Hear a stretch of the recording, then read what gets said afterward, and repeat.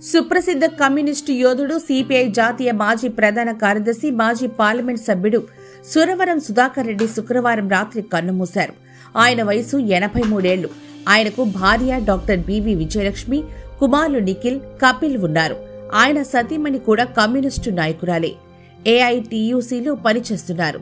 సురవరం ఆరోగ్యం క్షీణించడంతో గచ్చిబౌలిలోని ఓ ఆసుపత్రిలో చికిత్స పొందుతూ కన్నుమూశారు. సిపిఐ రాష్ట్ర 4వ మహాసభలు ముగిసిన కొద్దిసేపటికే సురవరం మరణ వార్త తెలియడంతో కమ్యూనిస్టు నాయకులు శ్రేణులు తీవ్ర విషాదంలో మునిగిపోయారు.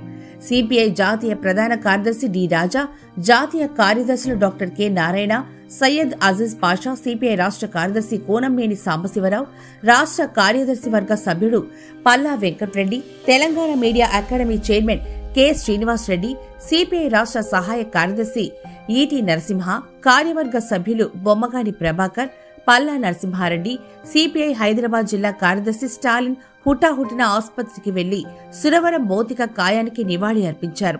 ముఖ్యమంత్రి రేవంత్ రెడ్డి, ప్రతిపక్ష నేత కేసీఆర్, టీపీసీసీ చీఫ్ మహేష్ కుమార్ గౌడ్ సహా పలువురు నేతలు దిగ్భ్రాంతి వ్యక్తం చేశారు. సురవరం కుమారుడు అమెరికా నుంచి రావాల్సి ఉండడంతో ఆయన తుది సంస్కారం ఆదివారం జరగనుంది. సురవరం భౌతిక కాయాన్ని ప్రజల సందర్శనార్థం ఆదివారం ఉదయం 10 గంటలకు మగ్దుం భవన్ తరలిస్తారు. మధ్యాహ్నం అంతిమ యాత్ర జరగనుంది. అదే రోజు సాయంత్రం సురవరం పార్థివ దేహాన్ని గాంధీ బోధనాస్పత్రికి అప్పగించనున్నారు. ఉమ్మడి మహబూబ్ నగర్ జిల్లా కాండ్రేవుపల్లిలో 1942 మార్చి 25న జన్మించిన సురవరం సుధాకర్ రెడ్డికి తెలంగాణ వైతాళికుడు, గోల్కొండ పత్రికా సంపాదకుడు సురవరం ప్రతాప్ రెడ్డి పెదనాన్న. సుధాకర్ రెడ్డి ప్రాథమిక విద్య కంచుపాడులో జరిగింది. ఆ తర్వాత కర్నూలులోని కోల్స్ హైస్కూల్లో చదువుకున్నారు. కర్నూలులోని ఉస్మానియా డిగ్రీ కాలేజీలో BA చదివారు. అదే సమయంలో ఆయనకు విద్యార్థి ఉద్యమాలతో సంబంధాలు ఏర్పడి AISFలో చేరారు. ఆయన హాస్టల్ విద్యార్థుల సమస్యలపై పోరాటాలు చేశారు. అనంతరం పార్టీ ఆదేశాల మేరకు విశాలాంధ్ర విలేకరిగా హైదరాబాద్కు వచ్చారు. వెంటనే ఉస్మానియా యూనివర్సిటీలో లా కాలేజీలో LLB అడ్మిషన్ లభించింది.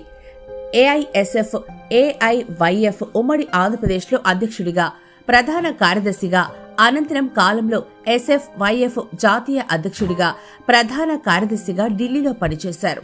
ఆ సమయంలోనే దేశవ్యాప్త విద్యార్థి యువజన ఉద్యమాల వ్యాప్తికి విశేష కృషి చేశారు. అఖిల భారత విద్యార్థి ఫెడరేషన్ ప్రధాన కార్యదర్శిగా పనిచేసినప్పుడు కలకత్తా, ఢిల్లీ, లక్నో జైళ్లలో శిక్షలు అనుభవించారు. సురవరం సుధాకర్ రెడ్డి చక్కని వాగ్దాటి, విషయ స్పష్టత కలిగిన వక్త. ఒకతరం విద్యార్థి యువజనులకు ఆయన ఆకర్షణ, గుర్తింపు పొందిన పార్లమెంటేరియన్.